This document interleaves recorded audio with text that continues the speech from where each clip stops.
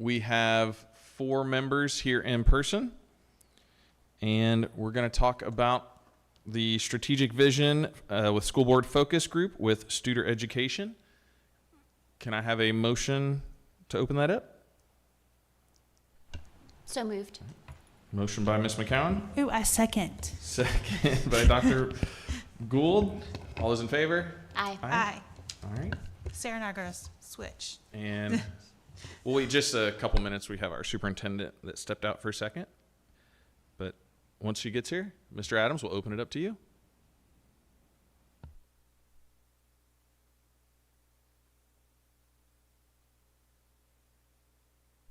And if anybody sees me texting on my phone, it's just because I'm trying to coordinate transportation for a child. So just FYI.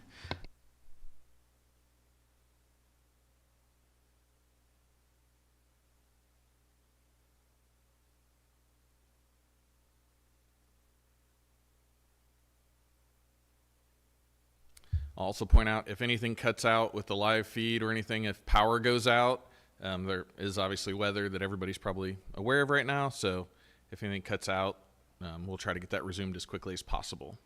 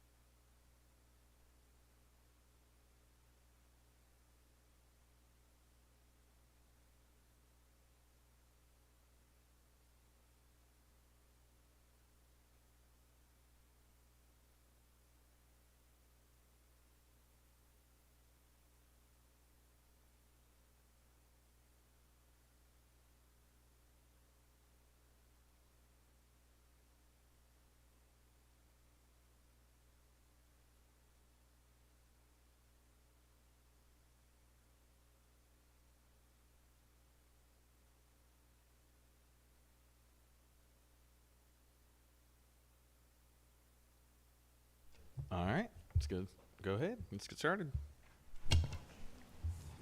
Thank you for the opportunity to be back in Woodford County. Today is one of my favorite days in the strategic planning process because we start the work of focus groups, and focus groups give us the information gathering. We call this the information gathering phase, which helps us learn more about the perceptions and priorities. So we really have 4 jobs today, and understand that we have a regular board meeting that will begin at 6 o'clock, and so our goal is to be done at 10 minutes till, which I think we can, and that'll give you a 10-minute break in between the 2 meetings. So the 4 jobs that we have are, number 1, I'd like to quickly go over the process again. We talked about it at the last meeting, but I'd just like to give you a quick overview of the process and how that works. Number 2, you will be participants in focus group number 1, where you will share your perceptions and priorities for the work, and we will have 7 meetings tomorrow. 6 meetings tomorrow, I think, and Dr. Jones will lead one at a later date, where we'll get some other stakeholder feedback. The third thing that is really important is I'd like for you to give us some guidance for tomorrow's work. So as we go through the work, not to say you are the guinea pigs, but you're the first. And so if we get to a question you think it would be better if we tweak that question, it would be more effective if we maybe asked it in a different order and in a different way, you feel free to give us guidance so we can make changes for tomorrow to make it more effective.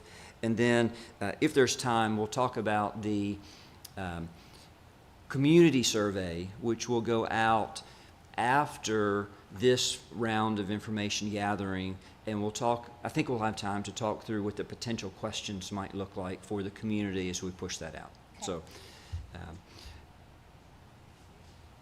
quickly through the process, I was here last month and we got started, but this is, I didn't show you a picture of my family, which I think that's important. So I have spent 34 years in public education. I'm passionate about public education, and in that little group, I have two daughters. One is an 8th grade English teacher, one is an English language learner teacher, one is a special education teacher, and their two are not in education, but that is my family.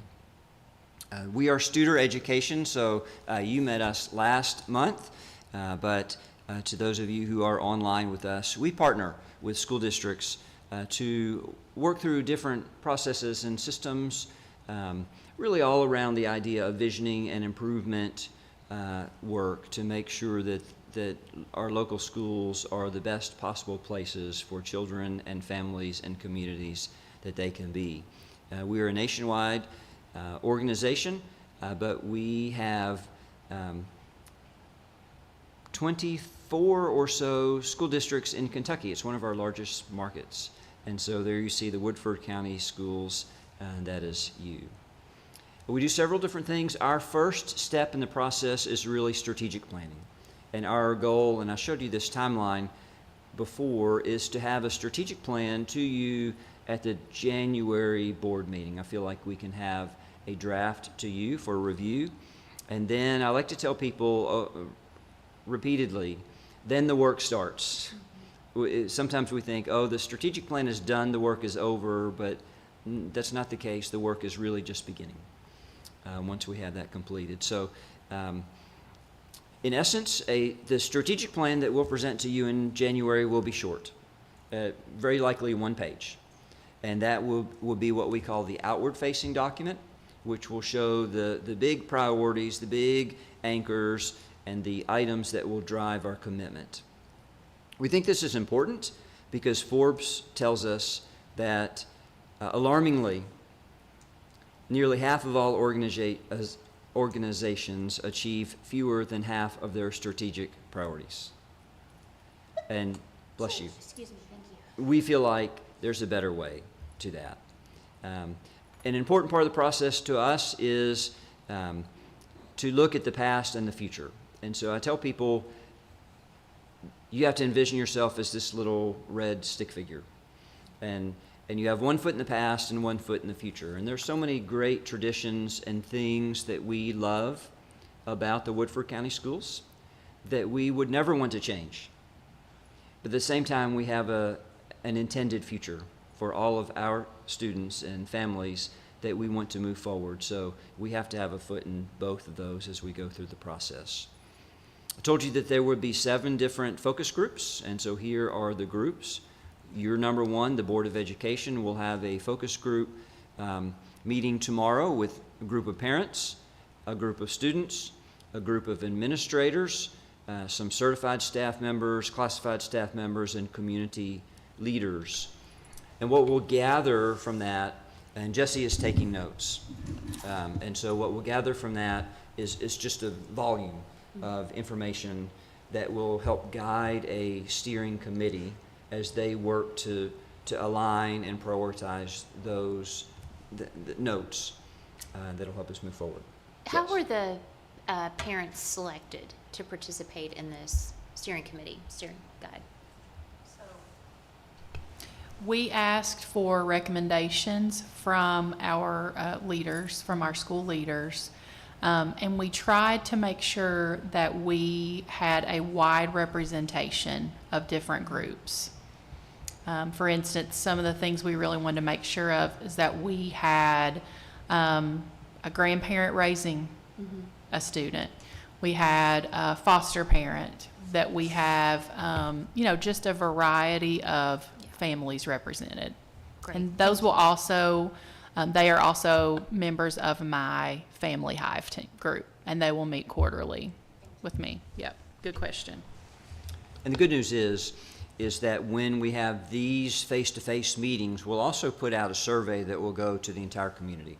And so they will have an opportunity to share in input before the steering committee we'll see when it comes back. It may come back while the steering committee is working, but the community will have, at large, will have an opportunity.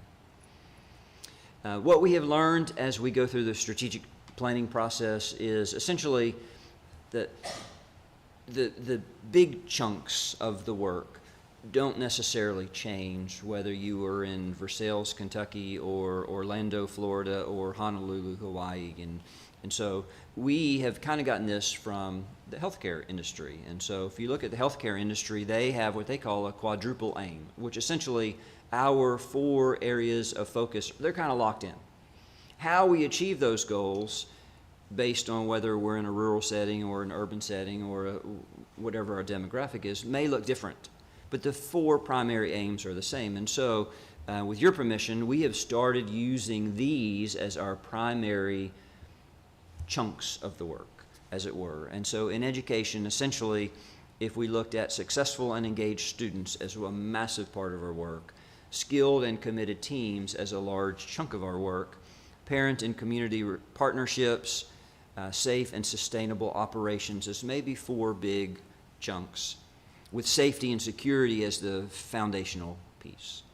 And we will see as the information comes in what bubbles up, but ordinarily it will and likely should land in those 4 areas. Okay, that was a very, very quick overview. Do we have any questions before I start asking you questions and you do the talking? Yes, but maybe if you ask the questions, mine will be answered. So I may hold off. Okay. Yep. Okay. So these are the questions that we will ask all of the focus groups with the exception of the students. The students have a slightly different question list, and I'll show you those at the end. So number 1, we always start with what do we love? What is going great with the Woodford County Schools because we recognize there are so many positive things. So please feel free to share. We're capturing notes. What do we love? What are the strengths of the Woodford County Schools? Our people. Thank you. Yep. Students. Extracurriculars. Okay, great. Perfect. I would say I'm going to push back on extracurriculars at the elementary school level. I think that's an area of growth. But I think in high school and middle school, those areas are better.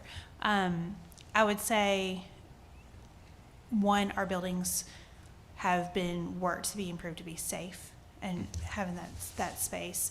But I love the kind of echoing on the connection, the strength of our people, but the connection that they have to one another, be it to each other as a team, but also with our kids, having that passion and coming in with caring and commitment every single day for our children, and that our kids are able to connect to one another in a safe space as well. So I think that's definitely a positive.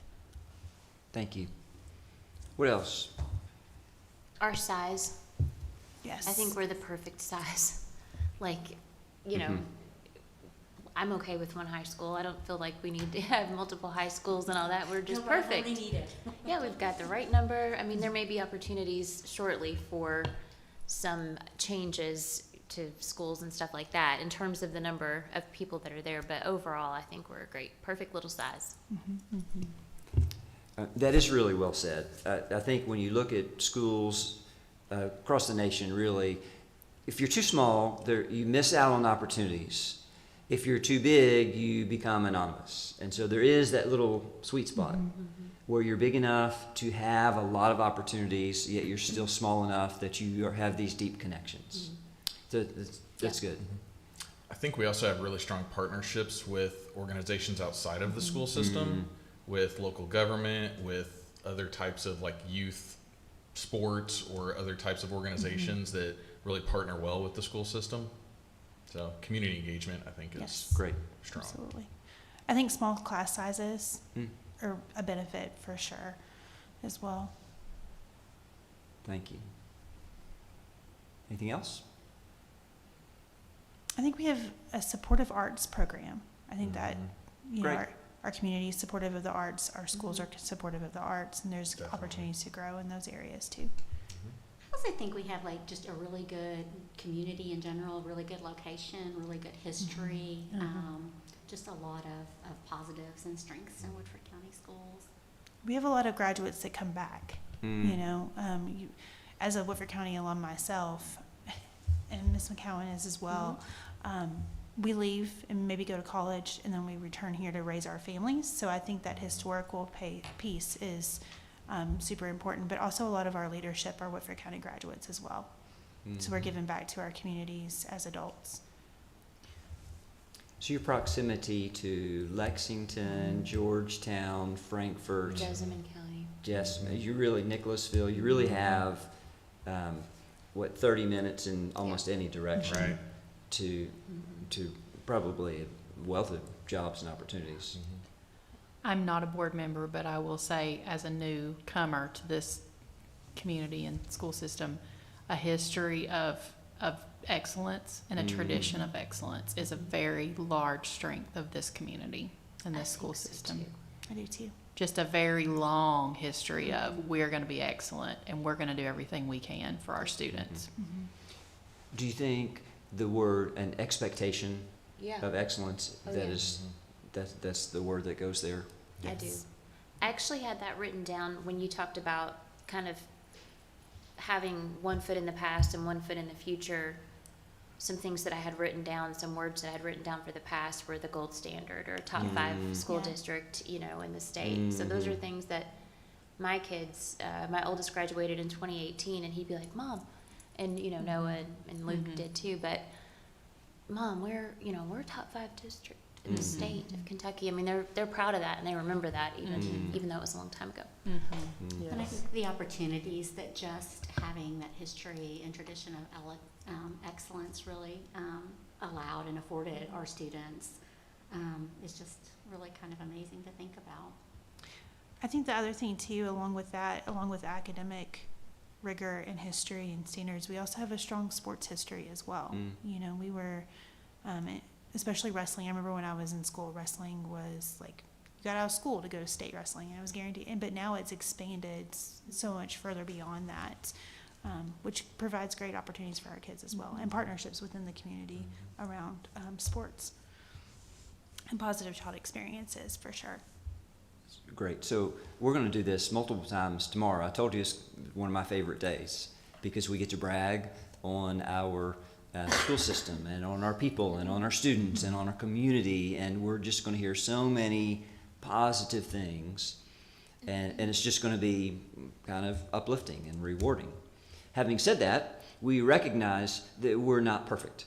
There's so many great things going on, but we recognize we are not perfect. And so we're transitioning now to opportunities for improvement, recognizing that there are so many good things and we could have kept going for 10, 15, 20 more minutes. But what we're going to do is we're going to look at the quadruple aim, the 4 different areas. And so we'll go through them one at a time. And this is opportunities for improvement in the following areas. So we're going to start with successful and engaged students. How can we get better?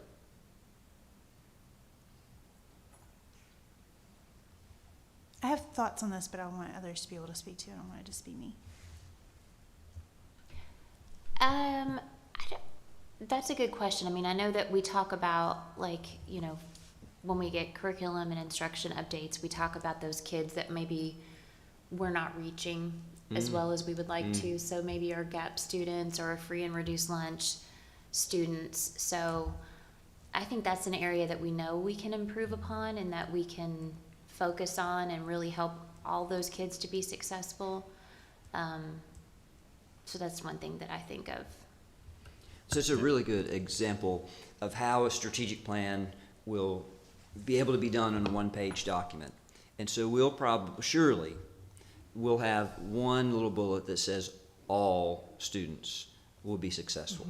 Well, the strategic plan doesn't identify what that success looks like. It just says all students will be successful. The work of the strategic plan that will come in February will be who makes up the all, where are we being successful, where are we falling short, and what would a numeric measurable item of success be? And so that's the work that goes ahead. So saying statements like that really help us in the work. I think additional resources when we have students that are falling behind in some way, whether that's academic, whether that's behavioral, whether that's mental health, I think making sure that we have the resources to support that, or if home life maybe could use some encouragement or help from the students or from the schools in any way that we could. There's only so much we can do in every situation, but just looking at where we could find opportunities to help those family dynamics so that the child is getting enough rest, getting enough to eat, getting enough attention at school when they need it. I think those are ways that we can look at increasing success and engagement. Thank you. 100% second that. I think when you look at Maslow's hierarchy of needs, a student can't be an engaged and active learner in the classroom unless their basic needs are being met, including their mental health needs. I think that is so incredibly crucial to where we need to continue to lean in and offer support. One of the areas that I would like to see in that is specific positions. Like, we have great Friskies across our schools. We have great social workers in our schools, and we have a lot of support around that, but continuing to lean into when we look at our hiring practices. I know one thing that I did specifically when I was on hiring committees at for site-based at Huntertown, when we looked at hiring a new guidance counselor, that position can be held by an educator, which brings a lot of wealth of information from the educational standpoint, but also a social worker. And when you have multiple needs in those spaces, I think it's really important to maybe even, and I know we're in a situation with our budget, so this might be a pipe dream, but being able to afford both, I think, is really vitally important because there's such a need for that in our school spaces. So if we could have kind of like a two-tiered, here's our strengths in one area, here's our strengths in the other, to be able to really combat that, then I think we will see our test scores rise. It'll be a ripple effect. We'll have happier teachers in the classrooms because behavioral concerns or presenting concerns and being able to meet the basic needs of our kids will be just all boats will rise, right? One of the things I think about with successfully engaged students, I think that when we look at neighboring counties and how they engage their students around gifted and talented, beyond, and I'm a sports parent, so I'm huge into our sports. I think we're meeting the mark there. But meeting those kids that may not necessarily be involved in sports, I think we do a really good job at our high school offering clubs and assistance in that way. But our elementary schools need to continue to expand in their clubs and their presentation of really just providing opportunities for students to engage in multiple capacities, but also, and I'm going to actually talk about this in a Good News report today, but leaning into our community programs that can maybe help make those connections. But we have barriers like walkability, transportation, teachers and other people to have the bandwidth to be able to have club sponsorships, but also making sure that we're open to opening either being in the class during the class day or beyond that, really being able to facilitate that. Like Miss Young at Huntertown, she opened the Kindness Club.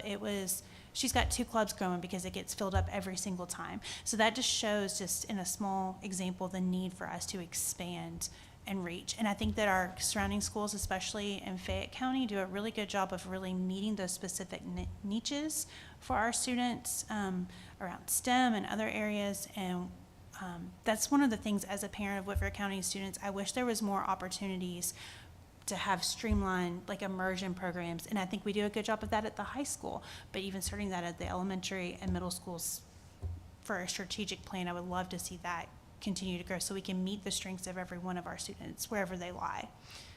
So I'm done. I'm long-winded. No, that's you great. can tap me out. No, that was great. And what I appreciate about what you said about opportunities for students and also making strategic hiring decisions, the beauty of a strategic plan is that it helps you all and your superintendent make priority decisions, because we have whatever we put on this plan, now that kind of establishes our why. So when we are allocating resources, our why is because after getting all this information from all these people, we determined that strategically this mattered to us. And so now we have to invest appropriately, and that may mean something gets pulled back. Right. So that we can do that. But that establishes your why, so I'm glad you shared that. What else? This is the big, we are school. This is the big one. Okay, I'm going to move us on. Skilled and committed teams. This would be our workforce. When I look at this one, I kind of take a step back and I ask, what are the skills that we need and what do our teams want that would make them committed? So skills, what do we need, right? What are our, kind of what we just talked about. What do we need in our schools? What skills are we looking for? Because if you train people on skills that we may not need as much as other things, then we're creating a bigger gap. So I would say identifying what we need and focusing on the skills that are necessary there. And then for committed teams, what do the teams want, right? What do our staff members want? What do they need to be committed to a program, to a group of students, to whatever that might be? I think you have to start with, instead of, just us thinking, well, this should be important to them. Let's find out what is important to them and build from there. That's good. What else? I think too, like when I'm thinking about a strategic plan, these are the bullet points that you have here are much nicer, friendlier, pretty ways of saying what maybe some of the things I would say. Like I would have a line that said human resources, finance, academics, so it's good that I can see where some of these things fit. I think human resources would be probably under the skilled and committed teams bullet point. And I think, just making sure that we have whatever the requirements are for our teachers, for our certified, for our classified staff, making sure we've got a good pool of people to select from. And I don't know. In terms of commitment, I think Adam's right. It's important to kind of check the pulse of people, because I think one of the really good things about this district has been historically, you're not going to get paid the same as a teacher in Fayette County, but it was this culture and the climate and people having a real commitment to the leaders that they reported to that made people want to stay. Like it wasn't a shiny new building. It wasn't money. It was for a very long time that culture. So I think kind of getting back to that and seeing, how we can help, because for a long time, just being Woodford County and how things were kept people here. So Yes. That's really good. Really good. And important. I think when we hire in skilled individuals, I think that is incredibly important, but also keeping them skilled, because as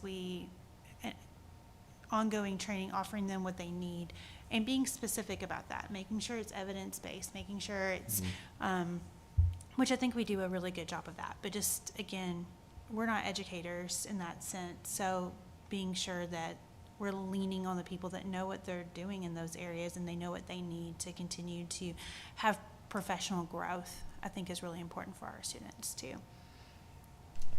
Well, and honestly, just to be fully transparent, this is a process that is long overdue. We have needed to talk about strategic planning, about our why, about our high level, how we're going to set priorities and where we are going to focus our time, energy, our money for a number of years. This is probably about 4 years overdue, to be quite honest. So I'm very pleased that we're doing it, and I think that does send the message to our teams, to our families, to our community, that we do want to be focused. We do want to focus on the why. We do want to have all roads leading to that why, all resources going to that why, all of our energy. And I think that says a lot to our employees when you have a plan that says this is what we would like to do, this is how we would like to get there, this is how we want to provide that support, this is what we're asking for your input and seeing what we can do. I think that goes a long way to really addressing the culture and the climate issues. So I'm very, very pleased to see it, and I think it's I think it's going to be well received. So Good. Thank you. Parent and community partnerships. This would be the families of the children that we serve, and also at the same time, you mentioned the community partnerships that we have in this region. communication for parents is really important. I know as another parent of kids in school right now, having a clear way to, know what's going on, to, communicate with the teachers or the staff members, getting the information when it happens is really important. So clear communication is probably top of my list as a parent, along with obviously like we're going to talk about safety, so I kind of tabled that, but Okay. I would definitely say, and I already talked about community partnerships earlier, so I'll let everybody else talk. I agree. I think a streamlined communication, and I think we're doing better about being transparent and pushing things out in different places. But as a parent, we get a lot of communication, and the more that it is a very positive thing. I'd much rather have communication than none at all.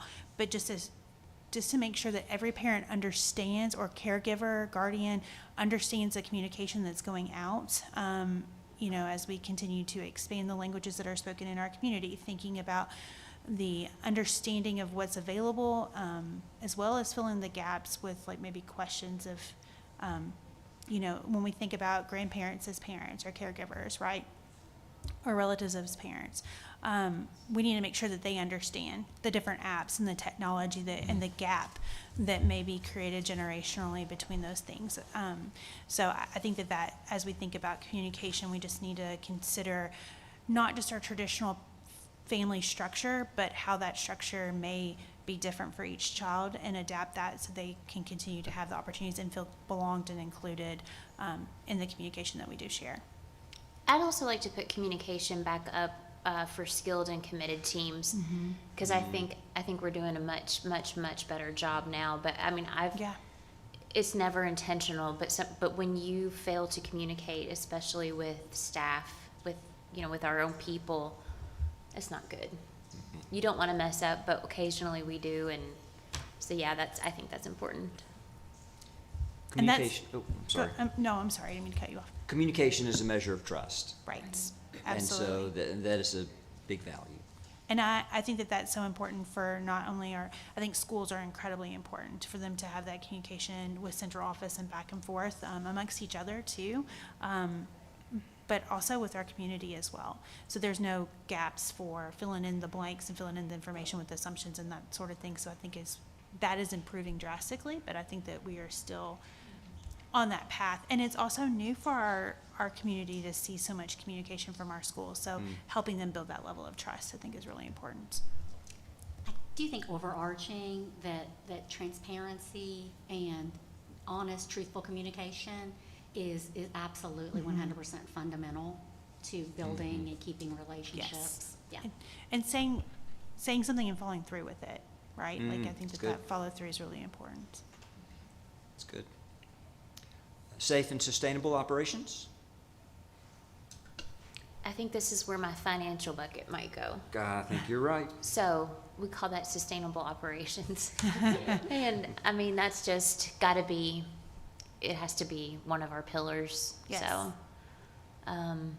we've got some work ahead of us, and we have to be able to, I think with these pillars, or whatever we want to call them, bullet points, every decision that we make at each board meeting, we will, once we have this document created, say, where does this fall? Yes. And then that will Yeah. help inform, what are we doing? Why are we doing this kind of thing? So I think our financial piece goes under there. And that'll be good to keep an eye on. And I think that all of us, be it if you have a child in Whitford County Schools or you're a community member, I think that we are in a space where school shootings and things of that nature they occur far more frequently than one, that they should never occur, but two, than our community, like many people even hear about now. It's happening more and more frequently. And I think that we have to, as a parent, I feel like our schools are relatively safe, but that still has to continue to be on the forefront of everything that we do, is to making sure our children come into an environment where it's safe to learn, but it's not only with like physical safety, but also mental safety as well. And we also don't know where our children are leaving their homes, what morning they experience or what they're going back to in the evening. So thinking about safety in broader terms, I think it needs to continue to be a focus as well. So while you're in the building, and how can we maintain, kind of offset some of those things that may, because a lot of times schools are that safe haven for children who may not. Kids love school, you know, and the different dynamics in Woodford County. I think overall, if you polled our kids, it would say, this feels good to me to be here. But for some, that's not true for all students, and we need to make sure it's 100% across the board. That's well said. I think for sustainable operations too, we need to be forward thinking about it. Like, what are our needs coming up in the years? You know, like how many buses are we going to need? How many Chromebooks are we going to need? What, you know, things wear out, and so we have to know, what are we looking at next year, 2 years from now, 3 years from now, and how are we going to make sure that we have the budget? How are we going to make sure we have the things that we need in order to sustain that long term? We always have to be knowing, you know, what's about to fall off, you know, and how are we going to address that? So I think having, you know, schedules of certain needs far out is going to be very helpful with that. And, you know, what do we need to cut? What do we need to add on in certain areas? I think that's going to be, you know, a big need, because, you know, there could be a year where we don't need certain things, and we can focus other places. And then, hey, in 3 years, we have X amount of buses we need to replace, you know, just using that as an example. So, okay, we need to build for the next 3 years in a certain area so that we can do that and not, you know, be a big drain at that time. And I think too, also listening to the people that are having those lived experiences every single day, because they're going to pick up on things that may be missing or broken or not working correctly. And so having ongoing dialogue and communication about that, I think, is going to be something that we should have as part of our strategic vision, like making sure we're listening to the students, the teachers, all other staff members that are in the building, all of our buildings, to make sure that things are working and are sustainable. Let's go to safety and security. We mentioned that some. Yes. Yeah, sorry, I jumped around a little bit. No, that's perfect. I think that also kind of goes to forward thinking and what needs, you know, what are we looking at for making sure that we're compliant with all safety and security laws, right? You know, just that's kind of the bare minimum, right? Like, we have to be compliant with legal standards. So making sure that we're on top of that, seeing any additional technological advances that are available, and obviously that has to fit in the budget, but just seeing what we could look at for additional features in the schools. I think that's always really important to focus on. And I do think that's one of the things that we really need to have, just a culture of safety, a culture of compliance, just at the foundation, that it's everyone's responsibility and that everyone, Absolutely. yeah. And policies and procedures in place, like a review of what that looks like, maybe might be more helpful to be able to see where some of the pitfalls of safety and security may lie, but also engaging our school resource officers and walking around those schools, and as we develop and build new things, or, you know, just using their knowledge and expertise of the building as well as part of that process, I think is really beneficial. And also our kids, like I know that Millie mentioned the numbers not being on the outside of the building, or, you know, just things of that nature. Again, I think those people that experience those things every day may notice it, but also I think as we continue to evolve as a society around technology, we have to look into the safety and security around the different programs that we use, the accessibility that our kids have to different platforms, and how that may increase risks of bullying or unsafe engagement in different technological spaces as well. I was going to bring up bullying too, because obviously that's something that Yes. every school is plagued with. And so just having a clear, and Ms. Springate said it, having a clear culture that, you know, those things aren't okay. Yes. But also I think it's important with bullying specifically that we know that there's a lot more ways to bully than there used to be. Yep. And we need to wrap our heads around how to not only address the students that might be bullying, but how do we support the ones that have been bullied and make sure that their mental health doesn't go too far down a certain path. So, you know, looking at every opportunity, how do we support all of the students that bullying affects, and parents, grandparents, again, any caregivers that need support or need somebody to talk to about their child or grandchild in that situation too. I think we need to focus on that. And I think that goes back to when we talked about hiring and making sure that we have the proper supports in school, in our schools, to make sure we wrap around that process. That's good. We're in good shape. We're gonna get through these questions. Sorry. All right. Maybe we need more than an hour. We are in good shape. So in 5 years, when we have been successful with this plan, what are some things that we will have accomplished? Just kind of throw out some, what will we have done? I would say maybe 100% graduation rate. That's good. I'd like to see that. Great. I would think every student feels engaged in some way within the school system, whether that's a team, a program, a group, whatever it might be, that every student feels that they have some type of, connection with the school system, more than they do, all of them today. I would like to see every child feel safe, supported, and seen, and as well as connected and belonged in our schools. I would like to see our finances in a much healthier place where we can, make plans for refreshes of equipment and fleet and things like that, and where it doesn't feel like we're maxing out our lines of credit. Is not a good feeling. That's great. Okay, you are at Walmart in Nicholasville, or you are at Kroger in Georgetown. We're in for sales. Or in Why not? sales, We'll just yes. And you're pushing your car and you hear somebody talking about the Woodford County Schools. And they don't know that you're a board member, and so just throw out, what are some of the words that you hope they are saying?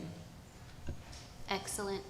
Excellence. A place where they want their kids to be. I want my kids there. Supported. They're supported. Appreciated. Appreciated. What are some of the words? Loved. My kids are loved. High achieving. High achievers. Happy. Yeah, that's good. Set up for future success. Great. Engaged. Great. Anything else? Safe. Safe. Okay, that's our list. We're going to do that 6 times tomorrow, and we're going to have some really good conversations. So my question to you as a board, one, is there anything we missed? And so this would be an opportunity. You have a post-it note, you could jot something down and make sure we get it on the list. Or do you feel like we need to tweak any of the questions, or you think the questions seem to be about right to get the information that we would want to have? I think that they are about right. I think that different groups may need different questions, though, to start thinking about this process, because everybody's going to have their own lens in which they engage in this. So you may need some follow-up prompts or something Okay. like that, depending on Will that. do. Will do.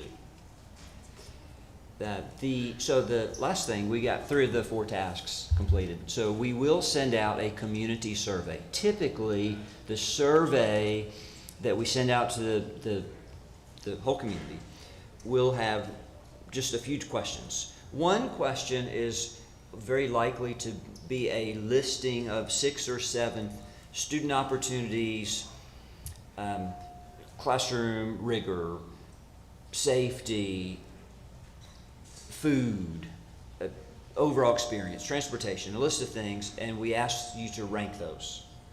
What's most important to you? Most to least important. And so we just get a ranking of big kind of ideas. And then the second thing would be more value-related words, like our last question. And maybe 15 value words that we pick. You pick the top 5 that really matter to you. So essentially, though, that would be the information we would be asking from the community. Does that seem to be a reasonable approach there? Absolutely. Yes. I think so. Okay. We did it. Yep. So tomorrow we'll go through this work, and then we will move forward. So anything that you need from me in the process that I could be of help. Look forward to seeing what you come back with. Yeah. This is exciting. It really is. This is the fun part of the work. The steering committee is kind of the grueling part of the work, sifting through all of the data, and then we'll come up with a plan that we really like, which again will be, oh, this is great. Now we have to roll our sleeves up and do it, and that's the neat part of the challenge. So thank you all again for the opportunity to be with you. Thank you so much for Thank being you. here. All right. Can I have a motion to adjourn our special called meeting? So moved. Motion by Ms. McCowan. I'll second. All those in favor? Aye. Aye. All right. That means.